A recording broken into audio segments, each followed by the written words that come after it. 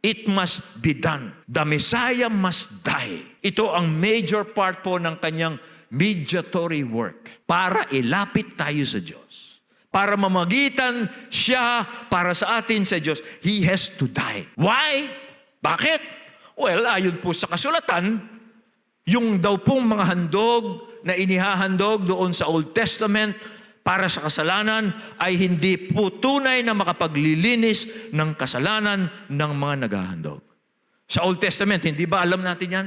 Na sa Old Testament, para makalapit ang isang tao sa Diyos, kailangan niyang maghandog ng mga hayop, ng mga dugo ng hayop. Okay? Pero sabi po ng Bible, yun ay hindi tunay na kapag-aalis ng kasalanan ng mga naghahandog na yun. Kaya ano po ang sabi ng Bible? Ano ang kasulatan? Well, yun daw po ay mga simbolo lamang. Mga larawan lamang po yun ng tunay na paghahandog para alisin ang kasalanan sa mga lumalapit sa Diyos. Kaya, ano po ang sabi ng Bible? Well, sabi sa Hebrews 10, 6-7, ito ang sabi mismo ni Jesus. Kaya, inihanda mo ang aking katawan.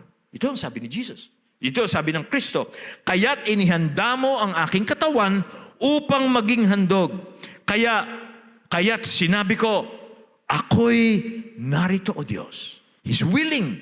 Handa siya upang sundin ang iyong kalooban ayon sa sinasabi ng kasulatan tungkol sa akin. A body was prepared for me. Dahil yung mga handog, hindi tunay na kapag-aalis ng kasalanan. Kaya, sabi ng Bible, sabi ng mismo ng kasulatan, pag sinabing kasulatan, yan ang kapahayagan ng Diyos. Yan ang itinulot ng Diyos. Dahil hindi nakapag-aalis sa kasalanan yung mga handog, kaya sabi niya, naghanda ka ng katawan para sa akin. Kaya ako'y narito para sundin ang iyong kalooban ayon sa sinasabi ng kasulatan tungkol sa akin. Yan po ang dahilan